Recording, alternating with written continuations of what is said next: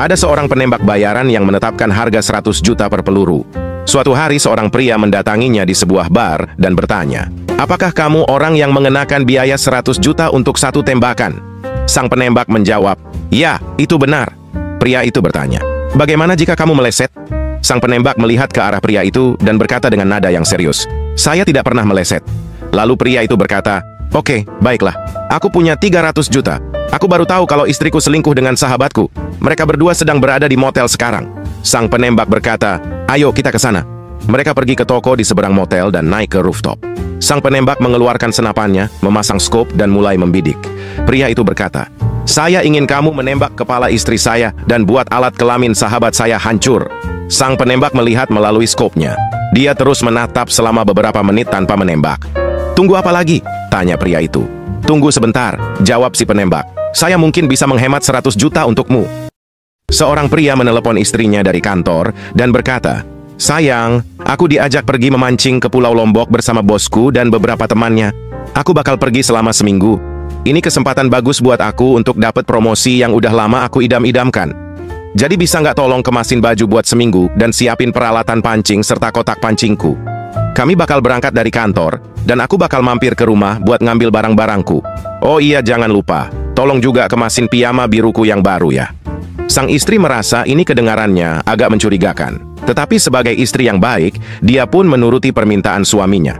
Akhir pekan berikutnya, suaminya pulang dengan sedikit lelah, tapi terlihat baik-baik saja. Sang istri menyambutnya pulang dan bertanya, "Gimana? Dapat banyak ikan?" Suaminya menjawab, "Iya, aku nangkep banyak salmon, beberapa tuna, dan beberapa ikan kerapu. Tapi kenapa kamu nggak kemasin piyama biruku yang baru kayak yang aku minta?" Istrinya menjawab, "Udah kok, itu ada di dalam kotak pancingmu." Seorang ateis menerima tantangan dari temanya. Temanya bertaruh jika ia terombang-ambing di laut, maka Tuhan pasti akan menolongnya. Kemudian ateis tertantang ingin membuktikan bahwa Tuhan itu tidak ada. Dia naik kano ke tengah laut seorang diri dan hanya bermodalkan pelampung. Kanonya pun dihanyutkan. Setelah beberapa jam hanyut di laut, datang seorang nelayan penangkap ikan dengan perahunya dan hendak menolongnya. Namun ateis itu menolak dan bilang kepada nelayan, "Tidak ada yang bisa menolongku kecuali Tuhan." Nelayan tersebut tidak jadi menolongnya. Setelah nelayan tersebut pergi, tidak ada lagi yang lewat selama 2 hari. Kemudian datang kapal penangkap ikan lagi dan hendak menolongnya. Ateis itu sudah lelah, namun masih keras kepala dan bilang, "Tidak ada yang bisa menolongku kecuali Tuhan." Ateis itu kemudian meninggal di hari ketiga. Setelah meninggal, ateis itu bertemu Tuhan dan bertanya, "Kenapa kau tidak menolongku saat di laut?" Lalu Tuhan menjawab, "Aku sudah mengirim 2 nelayan kepadamu di suatu rumah sakit. Pada hari tertentu, ruang yang sama dan kasur yang sama. Pasien rumah sakit selalu meninggal pukul 11 malam setiap akhir bulan. Polisi sudah melakukan investigasi namun tidak menemukan petunjuk. Kemudian mereka berasumsi bahwa ini adalah ulah hantu yang mengutuk kasur tersebut. Lalu mereka memutuskan untuk memasang kamera CCTV di setiap sudut ruangan. Tibalah saat yang ditunggu-tunggu.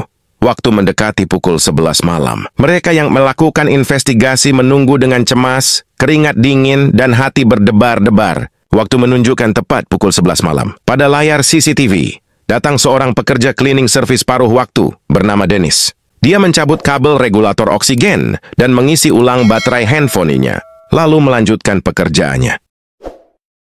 Ada 2 orang anak yang duduk di bangku sekolah bernama Emma dan Steve. Saat pulang sekolah, Steve menantang Emma untuk memanjat tiang bendera. Namun Emma menolak, tapi Steve bilang akan memberinya $1. Dan Emma pun setuju dan memanjat tiang tersebut. Setelah pulang, Emma bercerita kepada ibunya bahwa dia mendapatkan $1 dari memanjat tiang karena disuruh Steve. Kemudian ibunya memarahinya dan memintanya untuk tidak melakukannya lagi. Keesokan harinya terjadi lagi, namun Emma menolak. Kemudian Steve menaikkannya menjadi $2 dan Emma pun setuju. Saat pulang, dia bercerita lagi dan mendapat $2 kali ini. Ibunya marah lagi dan bilang bahwa Steve hanya ingin melihat celana dalamnya. Keesokan harinya terjadi lagi dan Emma menolak lagi, namun kali ini Steve menaikkan hingga $5 dan Emma pun setuju. Setelah pulang, ibunya marah lagi. Sudah berapa kali ibu bilang kalau dia hanya ingin lihat celana dalammu? Namun Emma terlihat bangga dan berkata kepada ibunya, "Kali ini aku menipu Steve karena aku tidak pakai celana dalam."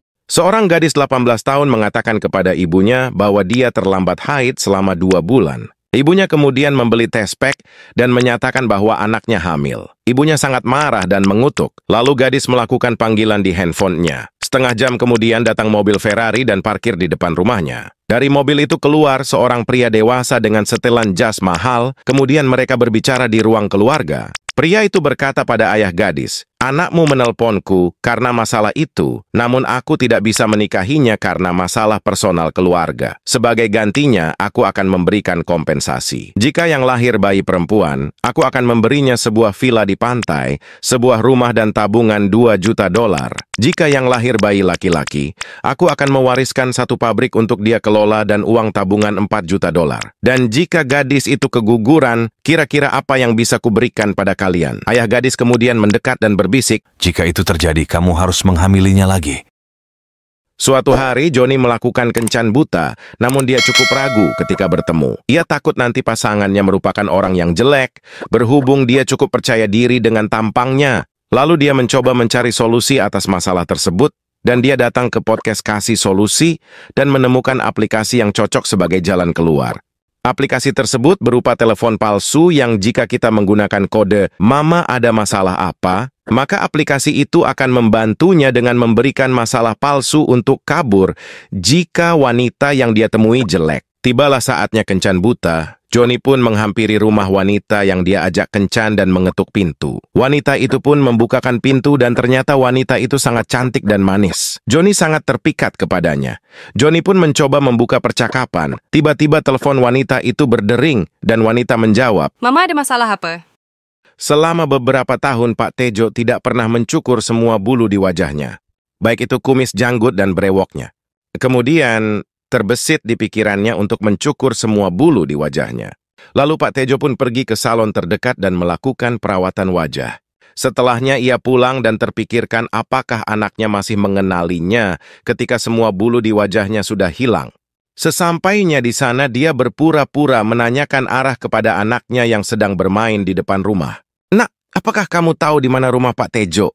Tidak menjawab pertanyaan, anaknya malah berlari ke dalam dan berteriak kepada ibunya, "Mah, ayah mencukur semua jenggotnya dan lupa di mana rumah kita." Suatu hari ada seorang detektif dan temannya yang sedang mencari penjahat pembunuh dari anak dan istrinya. Dikabarkan bahwa penjahat itu dijatuhi hukuman mati dan keluar dari selnya, namun tidak dapat kabur, karena penjara tersebut berada di pulau terpencil di tengah laut. Setelah detektif mencari beberapa lama, ia menemukan seseorang di pulau yang memberinya petunjuk dan kejanggalan dalam penjara itu. Ia mencurigai bahwa ada keterlibatan kepala sipir menyembunyikan penjahatnya. Kemudian detektif mendapati kepala sipir masuk dalam mercusuar yang tidak dihuni di pulau. Detektif itu pun mengikutinya dan masuk hingga ingin menangkap basah kepala sipir dan menodongkan senjata. Ya, namun terkejutnya, teman yang bersamanya ingin menyelidiki malah bersama dengan kepala sipir. Kemudian mereka mengatakan bahwa detektif tersebut sedang berhalusinasi. Dan sebenarnya dia sendirilah penjahat yang membunuh istrinya karena depresi, melihat anak-anaknya dibunuh istrinya. Seorang ayah membeli robot detektor kebohongan yang akan menampar jika ada yang berbohong. Ayah bermaksud untuk menggunakannya pada anaknya. Kemudian ayah bertanya kepada anaknya, "Apa yang kamu lakukan tadi siang?" Anaknya menjawab, "Mengerjakan PR." Kemudian robot menampar anak itu. Anaknya berkata, Oke, aku di rumah temanku dan menonton film." Ayahnya bertanya apa yang dia tonton saat di sana.